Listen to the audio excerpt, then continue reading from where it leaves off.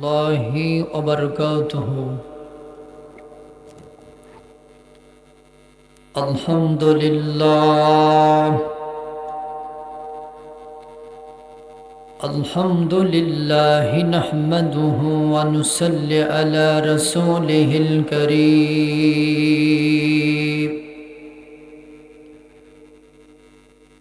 أما بعد فقد قال الله تعالى في كلامه المجيد والفرقانه الحميد: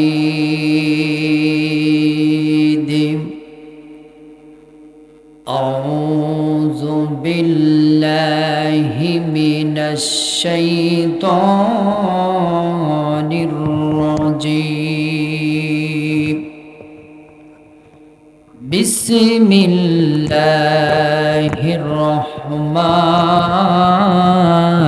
الرحيم.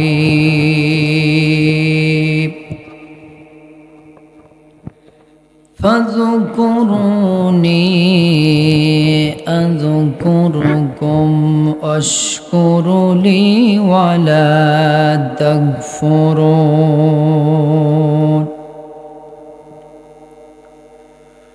وعن أنس رضي الله تعالى عنه قال قال رسول الله صلى الله عليه وسلم: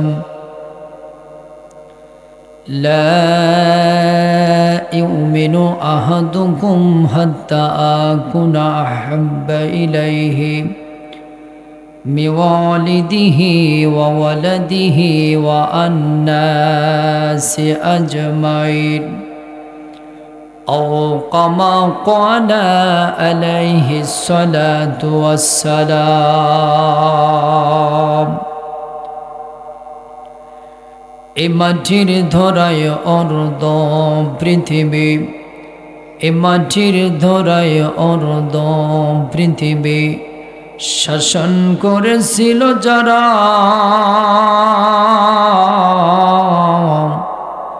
কালের প্রবাহী হইল আশ্চর্যহারা।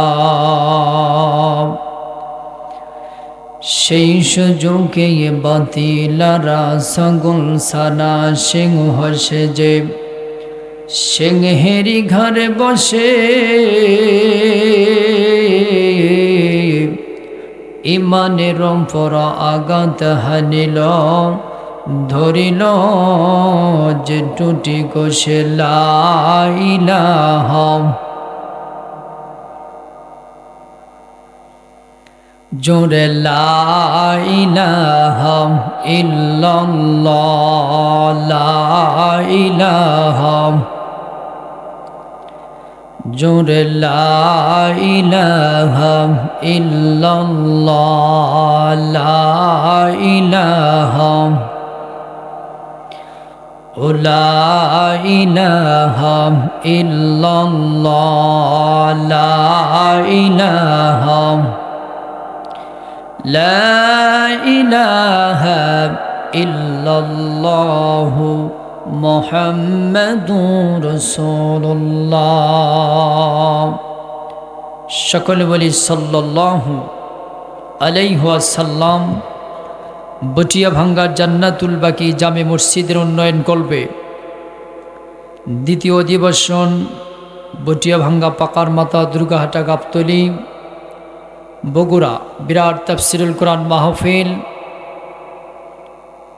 সম্মানিত সভাপতি, সহসভাপতি, প্রধান অতিথি, প্রধান বক্তা, দ্বিতীয় বক্তা,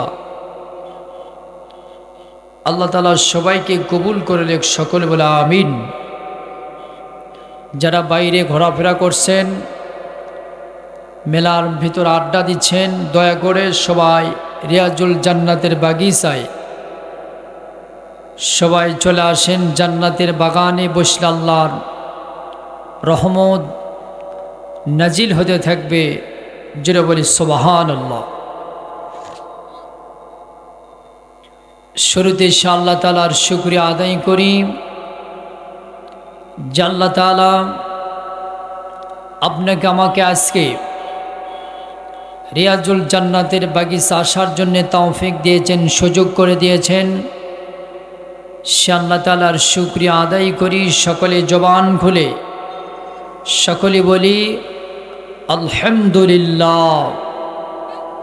সেই নবীর প্রতি কলিজার ভিতর মহব্বত রেখে অন্তরস্থল থেকে দরুদ পড়ি, সকলে বলি সাল্লাল্লাহু আলাইহি ওয়াসাল্লাম।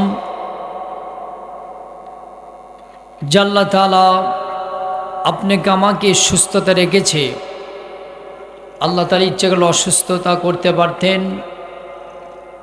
আল্লাহ তাআলা অসুস্থতার মধ্য থেকে যে আল্লাহ আমাদেরকে সবাইকে সুস্থতা রেখেছেন, সে আল্লাহ তাআলার কাছে আবারও শুকরিয়া আদায় করি। সকলে বলি আলহামদুলিল্লাহ। কোরআন কারীম থেকে ছোট্টখানে একটা আয়াত তেলাওয়াত করেছি। এর উপরে ইনশাআল্লাহ আমি আপনাদের মাঝে কিছু আলোচনা করব। আল্লাহ যেন তৌফিক দান করে, সকলে বলে আমিন। একটু জিকির করে লা ইলাহা,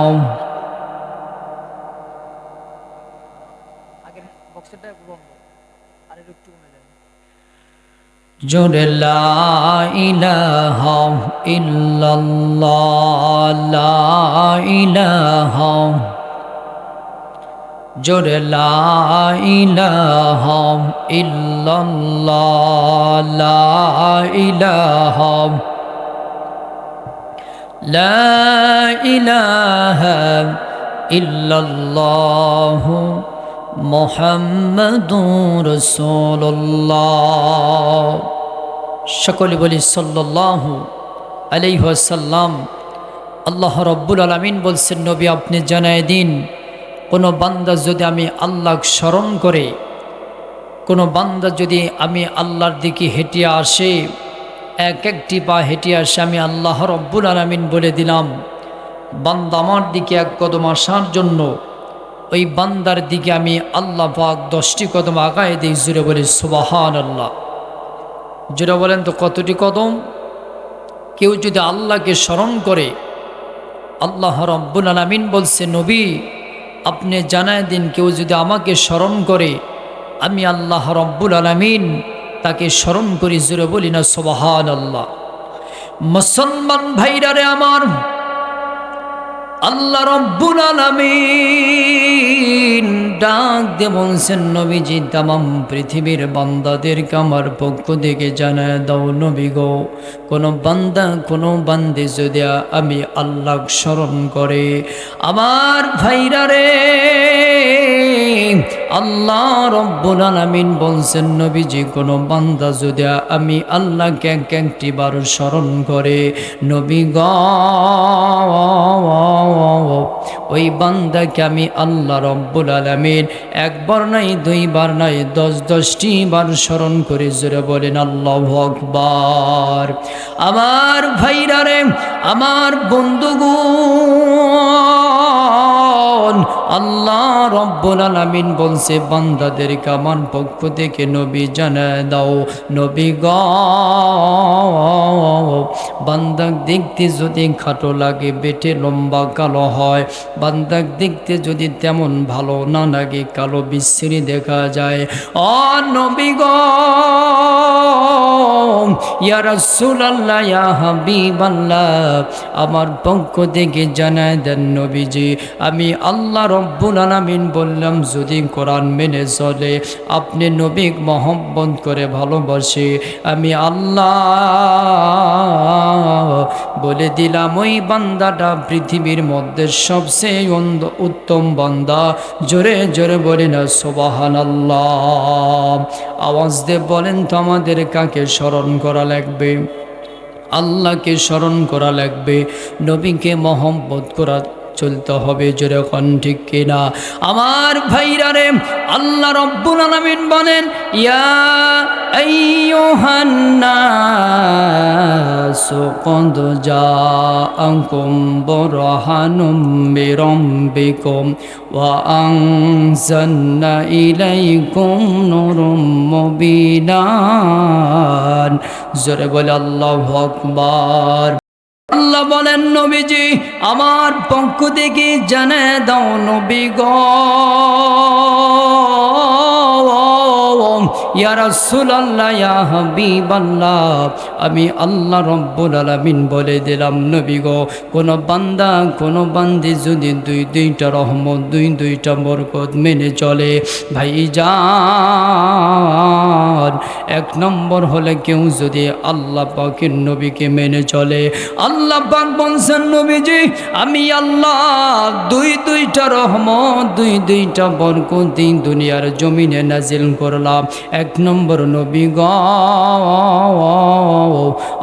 আপনাকে নবী হিসাবে পাঠাইলাম আর দ্বিতীয় নাম্বার আপনার উপরে 30 পারা কোরআন নাজিল করে দিলাম জোরে জোরে বলি না সুবহানাল্লাহ জোরে বলেন তো কত পারা কোরআন নাজিল করেছে 30 পারা কোরআন আল্লাহ নাজিল করে দিয়েছে এই কোরআন যদি কোনো বান্দা জীবনের সাথে সেটিং করে নিতে পারে কোনো বান্দা যদি এই কোরআনকে যদি জীবনের আদর্শের সাথে জুল করে নিতে পারে আমার ভাইরা রে আমার আল্লাহ রব্বুল আলামিন বলছেন নবী গো এই দুইটা জিনিস মানার কারণে এক নম্বর আপনার নবী মেনে চলবে দ্বিতীয় নম্বর আমার কোরআনকে মেনে চলবে আমি আল্লাহ বলে দিলাম ওই বান্দা বান্দির তামাম জিন্দেগির গুনাহ খাতা মাফ করে দেব জোরে জোরে বলি না সুবহানাল্লাহ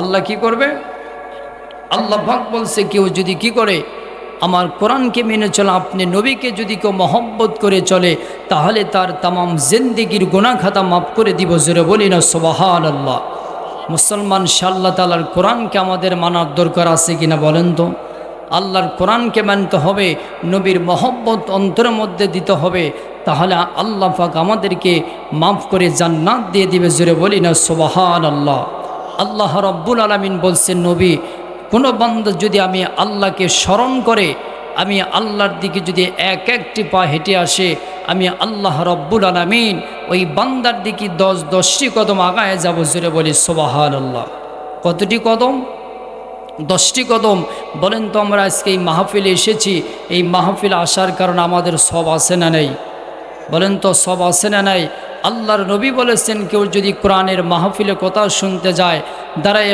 60 বছর নফল নামাজ পড়লে যে সব হবে এই পরিমাণ সব আল্লাহ তার আমূল্যময় লিখে দিবে জোরে বলি সুবহানাল্লাহ এমনও ব্যক্তি আছে জীবনে জুমার নামাজও পড়ে না 5 ওয়াক্ত নামাজ তো দূরের কথা 5 ওয়াক্ত নামাজ কি তাও জানে না জোরে এখন ঠিক কিনা মুসলমান আমরা যদি এইখানে আসি প্রত্যেকটা কদমে আল্লাহ রাব্বুল আলামিন একটা করে নেকি লিখে দিবে আর একটা করে গুনাহ মাফ করে দিবে জোরে বলি সুবহানাল্লাহ তাহলে বলেন তো আমাদের কোরআন মানার দরকার আছে কিনা কোরআন মানতে হবে নবীর মহব্বত যদি অন্তরের মধ্যে আমি আপনি সেটিং করে নিতে পারি তাহলে ইহকাল পরকাল আমাদের শান্তি হবে জোরে কোন ঠিক কিনা আল্লাহ রাব্বুল আলামিন বলছেন নবী কোনো বান্দা কোনো বান্দি যদি 5 ওয়াক্ত নামাজ পড়ে আমার নবী বলেছেন সাহাবীরা তার হাতটা ধরে আমি নবীজি জান্নাতে পৌঁছায় দিবে জোরে বলি সুবহানাল্লাহ কোথায় পৌঁছায় দিবে জান্নাতের মধ্যে পৌঁছায় দিবে জান্নাতে নিয়ে যাবে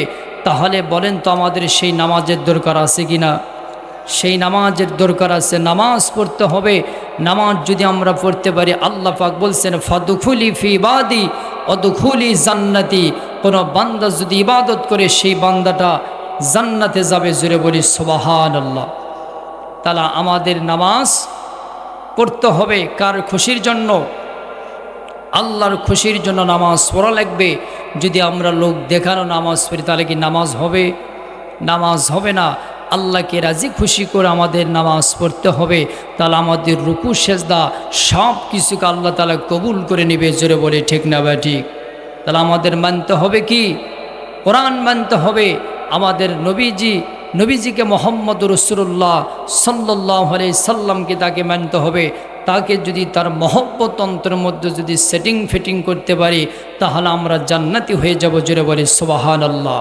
মুসলমান ভাইরা রে আমার আল্লাহ রাব্বুল আলামিন বলছেন নবীজি तमाम পৃথিবীর বান্দাদেরকে আমার পক্ষ থেকে জানিয়ে দাও নবী গো, কোন বান্দা কোন বান্দি যদি আমি আল্লাহকে স্মরণ করে একবার, আমি আল্লাহ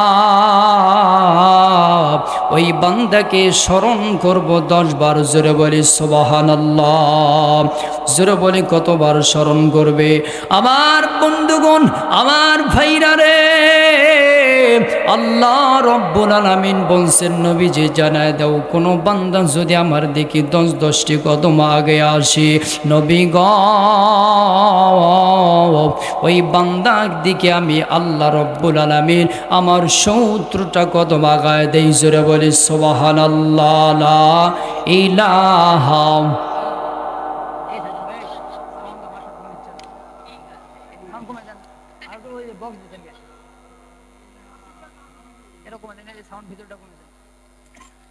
জোরে লা ইলাহা ইল্লাল্লাহ, লা ইলাহা। এই রিকশা চলে না চালক সারা, নৌকা চলে না বাজি সারা, দুনিয়া চলে না আল্লাহ সারা। লা ইলাহা জোরে লা ইলাহা ইল্লাল্লাহ, লা ইলাহা। লা ইলাহা ইল্লাল্লাহু মুহাম্মাদুর রাসূলুল্লাহ। সকলে বলে সাল্লাল্লাহু আলাইহি ওয়াসাল্লাম। আমার বন্ধুগণ, আর কোনো দিকে নজর নাই, একটু দিলের কাল লাগিয়ে শুনবেন। আহারে মুসলমান, কেন আপনি কোরআন মানবেন না? কেন আপনি নবীকে মহব্বত করে চলবেন না? কেন আপনি নবীকে ভালোবাসবেন না? ভাইজান, আল্লাহ রব্বুল আলামিনকে যদি আমরা মেনে নিতে পারি, আল্লাহর নবীকে যদি মহব্বত করতে পারি, তাহলে নবীজি আপনাকে আমাকে ধরে হাতটা ধরে জান্নাতে পৌঁছায় দিবে। জোরে বলি সুবহানাল্লাহ। প্লিজ বাজান, কোনো দিকে নজর দিবেন না, কোনো দিকে খেয়াল করবেন না। আমার বন্ধুগণ, কেন আপনি কোরআনের দিকে আসবেন না, কোরআন মেনে চলবেন না? আহারে এই কোরআন মেনে নিলে আল্লাহ পাক মাফ করে দিবে, নবীজি হাতটা ধরে জান্নাতে পৌঁছায় দিবে। জোরে বলি সুবহানাল্লাহ। আমার ভাইরা রে, আল্লাহ রব্বুল আলামিন বলছেন নবীজি কোন বান্দা যদি মেনে চলা আপনি নবীকে, আর কেউ যদি কোরআনটা মেনে চলে, নবী গ ওই বান্দা বান্দি ক্ষমা করে আমি আল্লাহ জান্নাত দান করব। জোরে বলি সুবহানাল্লাহ। আমার ভাইরা রে, দেখেন আল্লাহ পাক কেমনে বান্দাকে মাফ করে, কেমনে বান্দাকে আল্লাহ রব্বুল আলামিন ক্ষমা করে দেয়। কেউ যদি আল্লাহর দিকে চলে আসে, ভাইজান আজকে কোরআন মানতে চাই না, আজকে আমরা হাদিস মানতে চাই না, আজকে মসজিদ আজান হলে মসজিদে যেতে চাই না। আহারে মুসলমান, কেন আমি আপনি নামাজ পড়তে চাই না? আমার নবী বলছেন সাহাবীরা রে, আমার পক্ষ থেকে জানিয়ে দাও, तमाम পৃথিবীর বান্দা বান্দীদেরকে জানিয়ে দাও, সাহাবীরা কোন বান্দা আল্লাহর কোন বান্দি কোন উম্মতি যদি 5 ওয়াক্ত নামাজ পড়ে, আমি নবীজি হাতটা ধরে ওই বান্দা বান্দিকে আল্লাহর জান্নাতে নিয়ে যাব। জোরে বলে আল্লাহু আকবার। বলেন সেই নামাজের দরকার আছে কিনা? সেই নামাজ পড়তে হবে কিনা? আমার বন্ধুগণ, আমার ভাইরা রে, দেখেন আল্লাহ পাক বান্দাকে কেমনে ক্ষমা করে দেয়। আমরা তেমন কোনো বড় পাপ করি নাই রে মুসলমান বন্ধুগণ। এমন যুবক আছে ফেন্সিডেলিয়া বা পান করে নেশা করে, জোরে কোন ঠিক কিনা? আমার ভাইরা রে, কেন আপনি আল্লাহর দিকে আসবেন না? কেন আপনি আল্লাহকে মেনে চলবেন না? ভাইজান, নাম শুনেছেন হযরত ওমর রাদিয়াল্লাহু তাআলা আনহু, নবীজির সাহাবী ছিল হযরত আলী রাদিয়াল্লাহু তাআলা আনহু, নবীজির সাহাবী ছিল হযরত আলী রাদিয়াল্লাহু তাআলা আনহু। আমার ভাইরা রে, আল্লাহ রব্বুল আলামিনকে কেউ যদি স্মরণ করে, কেউ যদি নবী মুহাম্মদকে মহব্বত করে চলে, আমার আল্লাহ ওই বান্দা বান্দিকে ক্ষমা করে দেয়। জোরে বলেন আল্লাহু আকবার। বলেন তো তাহলে সেই নবী মহব্বতের দরকার আছে কিনা? একটু আওয়াজ দিয়ে বলেন তো মহব্বতের দরকার আছে কিনা? আমার বন্ধুগণ, আমার ভাইরা রে, আমার বন্ধুগণ, কিতাবের মধ্যে লেখে হযরতে ওমরের সময়ের একটা ঘটনা। আমার বন্ধুগণ, আফগানিস্তানের একজন হাজী সাহেব হজ করার জন্য রওনা দিয়েছে মদিনাতে। জোরে বলেন কোথায় রওনা দিয়েছে? মদিনায় হজ করার জন্য রওনা দিয়েছে। আমার বন্ধুগণ, এই আফগানি হাজী হজ করার জন্য মদিনাতে রওনা দিয়েছে। কিতাবের মধ্যে লেখে ইনি একজন শিল্পপতি ছিল। ভাইজান এইবার হজ করার জন্য হজের মৌসুমে হজ করতে চলে গেছে। আহারে মুসলমান বন্ধুগণ, কিতাবের মধ্যে লেখে এই ব্যক্তিটা মসজিদে নববী যখন নামাজ পড়েছে, আমার বন্ধুগণ, নামাজ পড়ার পরে এই ব্যক্তিটা দোয়া করছে, রব্বুল আলামিন আমাকে নবীজির খাতিরে মাফ করে দাও, আল্লাহ আমাকে মাফ করে দেন, হযরতে ওমর আর আবু বকরের ওসিলা করিয়া আমাকে মাফ করে দেন। জোরে জোরে বলে আল্লাহু আকবার। কার ওসিলা খুঁজেছে বলেন তো? কার ওসিলা? তিনজনের ওসিলা। এক নম্বর মুহাম্মদুর রাসূলুল্লাহ, দ্বিতীয় নম্বর বলতেছে আল্লাহ এই যে নবীর পাশেই ঘুমিয়ে আছে তোমার একজন বান্দা, এই হযরত ওমর আর হযরত আবু বকরের ওসিলা করিয়া আমাকে মাফ করে দেন। জোরে বলেন আল্লাহু আকবার। আমার ভাইরারে, কিতাবের লেখক লেখে এইভাবে দোয়া করার পর এই ব্যক্তিটা, যুবক ব্যক্তিটা দোয়া করছে, আল্লাহ এই তিনজনের ওসিলা করে আল্লাহ আমাকে মাফ করে দাও। ভাই গো, পাশেই ছিল একজন শিয়া ব্যক্তি, যিনি তো জানেন আর শিয়া ব্যক্তি। এই ব্যক্তিটা মোনাজাত করার পরে আমার বন্ধুগণ, এইবার আফগানি হাজী দুই হাত তুলে দোয়া করার পরে এইবার যখন দোয়া করা শেষ হয়ে গেছে, এইবার শিয়া ব্যক্তি ডাক দিয়ে বলতেছে, ও মদিনার মেহমান, তুমি ডাক দিলা নবী মুহাম্মদের ওসিলা করিয়া, তুমি ডাক দিলে হযরতে ওমরের ওসিলা করিয়া, তুমি ডাক দিলে আবু বকরের ওসিলা করিয়া। ও মদিনার মেহমান, আমি আপনাকে আমার বাড়িতে মেহমানদারি করাতে চাই। জোরে জোরে বলি না আল্লাহু আকবার। কি করাতে চাই? বলতেছে মেহমানদারি করাবো। এইবার মদিনার ব্যক্তিটা বলতেছে, আফগানি হাজী, আহারে কেউ যদি দাওয়াত দেয় দাওয়াত গ্রহণ করা সুন্নাত, দাওয়াত দেওয়াটাও সুন্নাত। এই কথা বলার পরে এইবার আফগানি হাজী ডাক দিয়ে বলতেছে, ঠিক আছে চাচা, আমি আপনার মেহমানদারিটা কি করলাম, গ্রহণ করলাম। এই কথা বলার পরে মুসলমান বন্ধুগণ, আমার ভাইরা, কিতাবের লেখক লেখে এইবার মেহমানদারিটা গ্রহণ করার পরে আমার বন্ধুগণ, এইবার শিয়া ব্যক্তিটা ডাক দিয়ে বলতেছে, ও আফগানি হাজী মেহমান, মদিনার মেহমান, আপনি আমার বাড়িতে চলেন, আমি আপনাকে মেহমানদারি করাবো। জোরে জোরে বলি না সুবহানাল্লাহ। আমার বন্ধুগণ, এইবার চলে গেল আফগানি হাজী, চলে গেল এইবার মদিনার শিয়া ব্যক্তির সাথে চলে গেল, কিন্তু জানে না এটা শিয়া ব্যক্তি। ভাইজান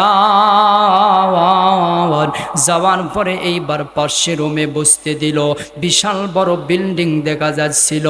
এইবার আফগানি হাজী ডাক দিয়ে বলতে যে, চাচা গো, আপনিও তো বিশাল ধনট্টশালী, আপনি আমাকে মেহমানদারির জন্য এনেছেন, আপনি আমাকে এই জায়গায় বসতে দিয়েছেন। এই কথা বলার পর বলতিছে ঠিক আছে মেহমান, আপনি আফগানি হাজি, আপনি একটু রুমের মধ্যে বসে থাকেন, আমি অন্য জায়গায় থেকে আসিয়া আপনাকে মেহমানদারি করাবো। জোরে বলে আল্লাহু আকবার। আমার বন্ধুগণ, এই কথা বলার পরে দেখেন মুসলমান, দেখেন আমার বন্ধুগণ কেমন একটা ঘটনা ঘটে গেল। এইবার এই কথা বলার পরে একটু পরে খোঁজ নে দেখে মেহমানদারি তো দূরের কথা, কিতাবের লেখক লেখে কেমন জানি একটা তরবারি অথবা একটা অস্ত্র ধারালো একটা ছুরি নিয়ে আসে। এইবার আফগানি হাজির এইবার টুটিটা চেপে ধরার পরে সঙ্গে সঙ্গে জিহ্বাটা যখন বের হয়ে গেছে, খাস করে আপনার এই ছুরি দ্বারা জিহ্বার আগালটা কেটে নিছে। জোরে জোরে বলি না নাউজুবিল্লাহ। কি করছে? জিহ্বাটা যখন কেটে নিল, এইবার জিহ্বাটা কেটে নেওয়ার পরে এই আফগানি হাজির রক্ত যখন খনন হচ্ছিল, কিতাবের লেখক লেখে আমার বন্ধুগণ, আমার বগুড়ার বন্ধুরা রে, ও মুরব্বী বাবারা, একটু দিলের কাল লাগিয়া শুনবেন। কেউ যদি আল্লাহকে মহব্বত করে, কেউ যদি নবীকে মহব্বত করতে পারে, নবীক মহব্বত করার কারণে আল্লাহকে মহব্বত করা হয়ে যায়। জোরে বলে আল্লাহু আকবার। আমার বন্ধুগণ, এইবার আফগানি হাজির জিহ্বাটা যখন কেটে নিল, আফগানি হাজি এইবার দৌড় দিয়ে মদিনার দিকে যখন চলে যাবে, কিতাবের লেখক লেখে আমার বন্ধুগণ, আমার ভাইরা, যাইতে যাইতে যাওয়ার জন্য যখন রওনা দিল, মদিনা চলে যাবে, যাইতে যাইতে রক্ত খনন হয়ে গেছে। এই আফগানি হাজি হুট করে বেহুশ হয়ে রাস্তায় পড়ে গেছে। জোরে বলে আল্লাহু আকবার। লা ইলাহা ইল্লাল্লাহ। জোরে লা ইলাহা, জোরে লা ইলাহা।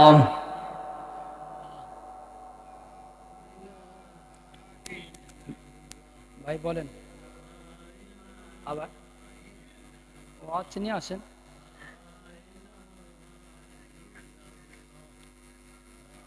লা ইলাহা ইল্লাল্লাহ, লা ইলাহা। আমার বন্ধুগণ, এইবার আফগানি হাজি দৌড়ে দৌড়ে মদিনার কাছে যখন যাইতেছিল, এইবার যাওয়ার পরে এইবার আফগানি হাজি বেহুশ হয়ে পড়ে গেল।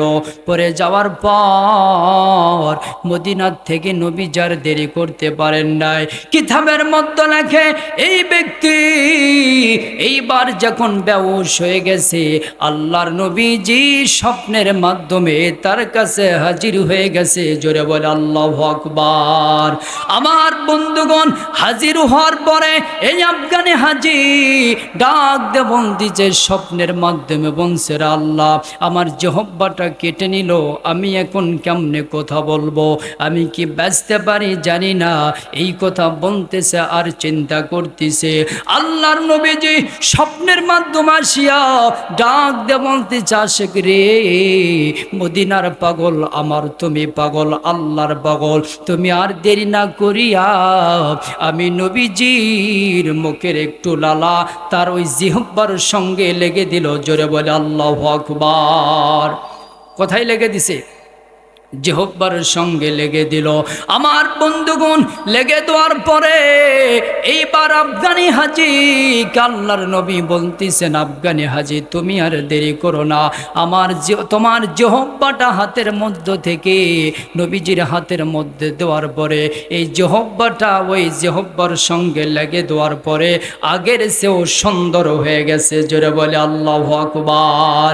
আমার বন্ধুগণ, কিতাবের মধ্যে লেখে আবার 1 বছর পার হয়ে যখন হজের মৌসুম শুরু হয়ে গেছে, এই আফগানি হাজি আর দেরি না করে চিন্তা করছে আর দেরি করব না, আর দেরি করব না, আমি এবারও যাব মক্কা মদিনাতে হজ করতে। জোরে জোরে বলি না সুবহানাল্লাহ। কোথায় হজ করতে যাবে? বলতেছে এবারও মক্কা মদিনাতে হজ করতে যাব। এই কথা বলার পরে আমার বন্ধুগণ কিতাবের মধ্যে লেখে এইবার আফগানি হাজি যখন চলে গেল আবারও মসজিদে নববীর মধ্যে থেকে দোয়া করতে আল্লাহ, ও আল্লাহ আমাকে তুমি আবু বকরের ওসিলা করিয়া ওমরে ওসিলা করিয়া মাফ করে দাও। এই কথা বলার পরে এইবার গত বছর নাই আরেকজন যুবক চলে যাচ্ছে, আসার পরে বলতেছে, ও মদিনার পাগল, মদিনার পাগল, তুমি নাকি নবীর পাগল হয়েছো, আমি তোমাকে আমার বাড়িতে মেহমানদারি করাতে চাই। জোরে বলে আল্লাহু আকবার। কি করাবে? গত বছরের মতন বলতেছে যে আমি এই বড় মেহমানদারি করাবো, কিন্তু আফগানি হাজি চিন্তা করছে গত বছর যে লোকটা ছিল সেম এই রকমই লোক দেখা যায়। কি দেখা যাচ্ছে? বলতেছে গত বছর যে লোক আমাকে দাওয়াত দিয়েছে এই লোকটাই তো আমার জিহব্বা কেটেছিল। কি করছে? এই লোকটাই আমার জিহব্বা কেটেছে। দেখেন ইমানের তাকওয়া কেমন জিনিস। বলতেছে জিহব্বা আমার একবার কাটছে, একবার না, আমি 7 বার কাটতে রাজি, তারপরও স্বপ্নে মোহাম্মদ নবীকে দেখতে চাই। জোরে বলে আল্লাহু আকবার। কি বলছে? যে একবার তো আমি জিহব্বা কেটেছি, কিন্তু আগের চেয়েও আমার জিহব্বাটা মজবুত হয়েছে। জোরে বলেন আল্লাহু আকবার। মুসলমান বলেন তো, তাহলে যদি আল্লাহর নবী যদি স্বপ্নের মাধ্যমে কাউরে যদি ঘরে আসে, তার প্রতি আল্লাহ পাক জান্নাত ওয়াজিব করে দেয়। জোরে বলি সুবহানাল্লাহ। তাহলে বলেন তো, তাহলে সেই নবীকে আপনার আমার মহব্বত ভালোবাসার দরকার আছে কিনা? মহব্বত করতে হবে। পরিবার সন্তানদের চেয়ে যদি আমরা সেই নবীকে মহব্বত করতে পারি, তাহলে নবী যে হাতটা ধরে আপনাকে আমাকে জান্নাতের মধ্যে পৌঁছায় দিবে। জোরে বলি সুবহানাল্লাহ। মুসলমান বলেন তো, তাহলে সেই নবীকে মহব্বতের দরকার আছে কিনা? সেই নবীকে মহব্বত করতে হবে, সেই নবীকে ভালোবাসতে হবে। যেরকম ঠিক কিনা? আমার বন্ধুগণ, এইবার আফগানি হাজি চিন্তা করছে গত বছরও তো আমাকে এইরকম একটা লোক দাওয়াত দিয়েছিল, আজকেও আমি দেরি করতে চাই না, আজকেও আমি চাই আমি আজকেও তার বাড়িতে দাওয়াত গ্রহণ করব। দ্বিতীয় বক্তার আগমন। লিল্লাহে তাকবীর। বটিয়া ভাঙ্গার পক্ষ থেকে নারায়ে তাকবীর। দ্বিতীয় বক্তার আগমন বটিয়া ভাঙ্গার পক্ষ থেকে। আপনাদের যে তাকবীরের সাইজ, বক্তা তো চিন্তা করে বস করা যাবে কিনা, ঠিক কিনা? তাকবীর হবে জোরে। সম্মানিত এলাকাবাসী, আপনারা যারা বাইরে ঘোরাফেরা করছেন, দয়া করে সবাই প্যান্ডেলে চলে আসেন। আমাদের দ্বিতীয় আলোচক মঞ্চে চলে এসেছেন ইনশাল্লাহ। এখানে আমার আলোচনা শেষ করে দিলাম। আসসালামু আলাইকুম ওয়া রাহমাতুল্লাহি ওয়া বারাকাতুহু।